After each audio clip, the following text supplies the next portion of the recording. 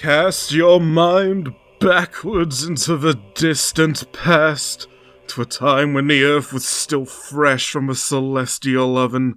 It was the prehistoric age of old Earth. The land was shrouded in thick fog. Mighty reptiles prowled the land, and none of your favorite celebrities had been outed as rapists, or racist rapists. The year is 2014, and out of the gelatinous birthing swamps of the game industry slithered forth the next evolutionary leap in vehicle warfare gameplay, the War Thunder Ground Forces Open Beta. Like all newborn creatures, the ground mode was a bit anemic at birth, consisting of only 2 nations to choose from and 1 game mode. However, with time comes growth. Let's leap forward in time now and see how much our darling boy has grown.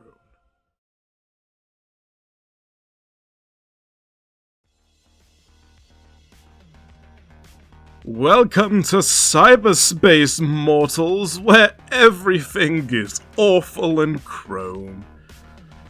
The dinosaurs are long gone, their bones and hides pilfered by the gaming chair barons who prowl the blasted wastelands of the internet highways.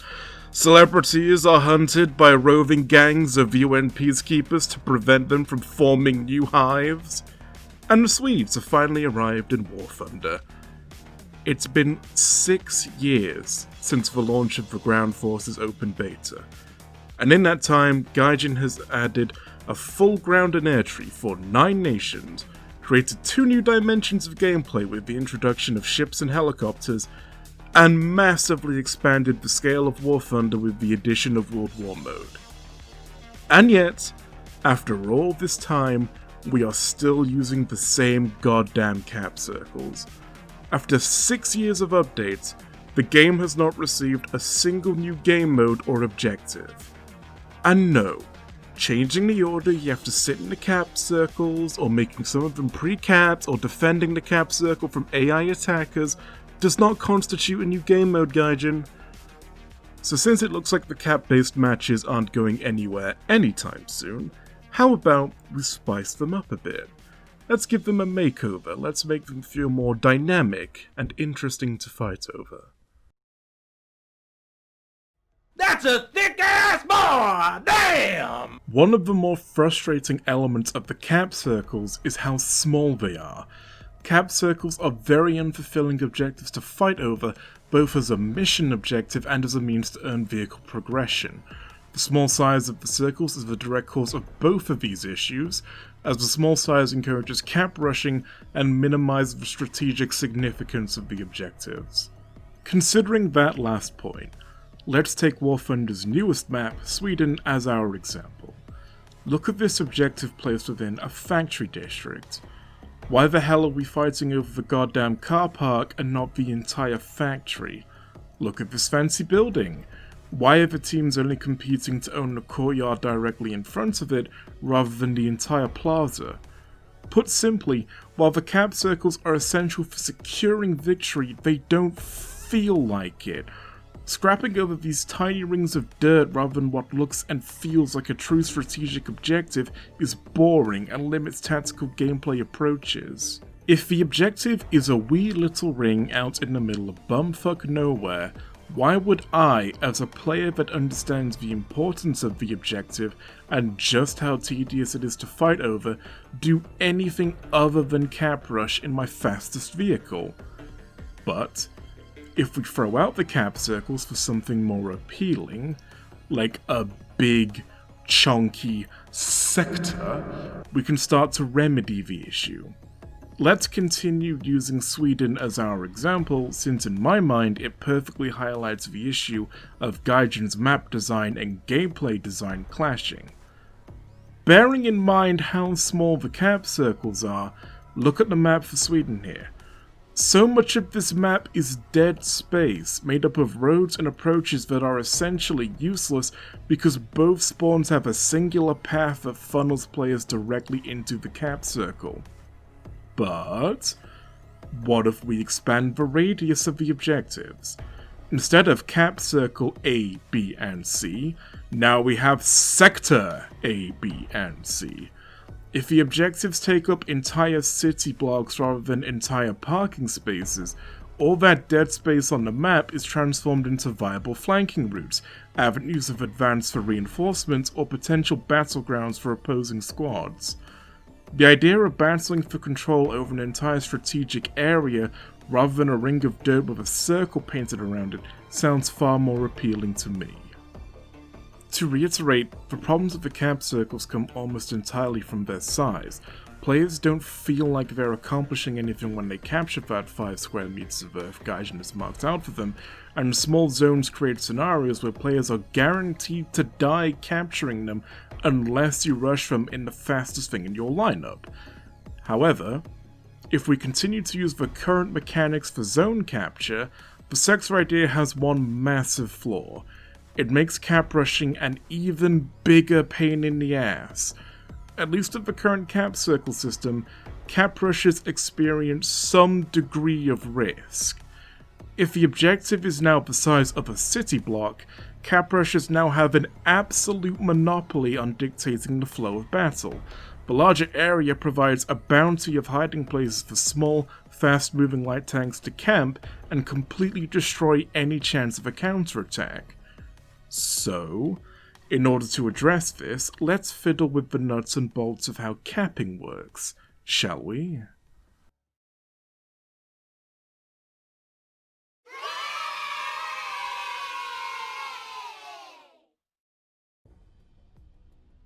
Anyone who has ever played European Province with this layout knows what a nightmare the B cap can be. You can roll into town with your entire team backing you up, but so long as one sneaky bugger is hiding down a side alley, you can't cap. Getting stuck playing cat and mouse in a city with a dozen hiding spots while your team's tickets bleed out is infuriating, and in the first part of this video, I basically suggested we turn every point in the game into this scenario. Which, it's not a good idea, it's a bad idea. So clearly, the means by which players capture objectives need tweaking, and I think I have the answer. Quantitative Cap Rates! What do I mean by Quantitative Cap Rates? Stay with me now, there's some math coming, but don't worry, we'll make it through. In essence, the rate at which an objective is captured should be influenced by the amount of teammates present. First, let's make a fundamental change to how capping works. Let's remove the function that stops the team from capturing an objective when enemies are present. The reasoning for this is simple: it stops light tanks from grinding the match to a halt, and allows us to base the cap rate on team presence rather than a binary on-off switch. Currently, a neutral point takes just under 24 seconds to capture. Let's start by tripling that time to a full minute and deem a 60-second cap rate to be the optimum capture rate, i.e., the fastest time a team can capture a point. Now, to introduce the quantitative element of capping, we need to increase the cap timer relative to player numbers. Here comes that math I warned you about. Don't panic, it's not that scary. A single player trying to capture a sector will take 120 seconds, double the optimal rate. 2 players increases the capture rate to 90 seconds, and 3 players generate the optimal capture rate of 60 seconds. By tying the cap rate to player numbers, we can effectively stop cap rushing without punishing light tank players for playing aggressively around the objective. Now these players have the important job of acting as a vanguard force of the team, taking up tactical positions before the enemy force can roll in, reporting the local enemy strength to approaching friendly units, and eliminating enemy vanguard units. But what happens when both teams are on a point? This is where a quantitative cap rate helps keep the match flowing and generates a genuine struggle for the map's objective. Simply take the earlier formula for calculating cap rate and subtract 1 to it for every enemy unit in the sector. So for example, if 1 unit from both teams is in the sector is not captured for either team. If 2 blue units are facing 1 red unit within a sector, then the sector will cap at the lowest possible rate, 120 seconds, as blue team has a number advantage of 1. If 3 blue team members are facing down 1 red team member, then the rate of capture will be the second highest, 90 seconds. Finally, if 4 blue team members are facing 1 red team member, the cap rate will be at its highest, taking 60 seconds. Once a point is captured, it will remain in the hands of the team that owns it until the enemy team's presence in the sector exceeds theirs, at which point the sector will start to decap and be awarded to the other team. Capturing a point now hinges on teamwork and establishing local numerical superiority rather than cap rushing. Slower, heavy, and medium tanks now have the opportunity to play a part in the active capture and defense of strategic objectives rather than constantly lagging behind the action. Battles over objectives will now feel like a tug-of-war struggle for strategic positions rather than a literal race between each team's light tanks, followed up by a heavy tank slugfest all the way to the enemy spawn. So we've made cap circles thicker, and cap rushes obsolete. What else can we do to spice them up? How about making the objectives change the state of the map rather than just manipulating each team's total points? We're just clones, sir. We're meant to be expendable. Currently, when an objective is captured, it only affects the state of the game in one way, by changing how close a team is to winning or losing. Although that makes capturing objectives the most important factor in winning a match, the in-game feedback that indicates the team has made progress towards winning or losing is minimal. As it stands right now, matches in War Thunder are pretty static affairs. Making progress towards victory changes nothing about the state of the game beyond some numbers going up or down, and that's just not very dynamic.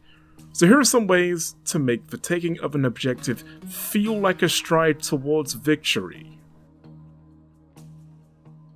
Way back in the day, some War Thunder maps used to feature clashes with AI armies going at it. Carpathians is the map I remember having it the most.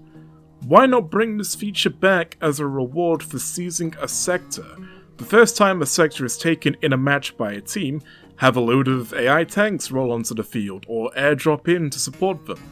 This way, objectives feel valuable as they can generate cannon fodder to shield the team's advance, and the AI units can function as easy RP pinatas for players grinding out stock vehicles.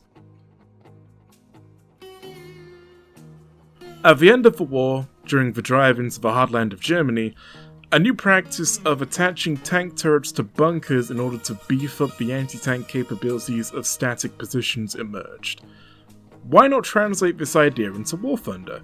Simply add some inert static defensives to objectives that activate the first time a position is taken.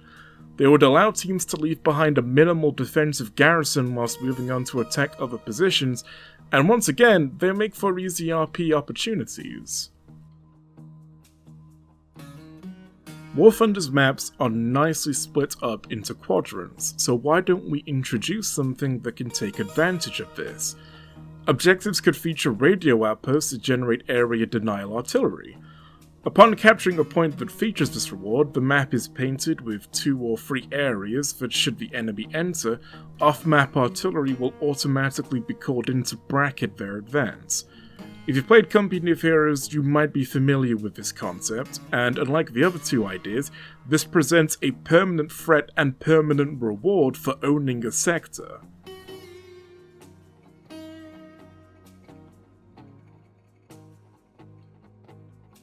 So, in summary, cap circles should be replaced with large sectors that cover far more space, making players feel like the objectives they are capturing are actually strategically important and nerfing the monopoly light tanks have over the flow of the game.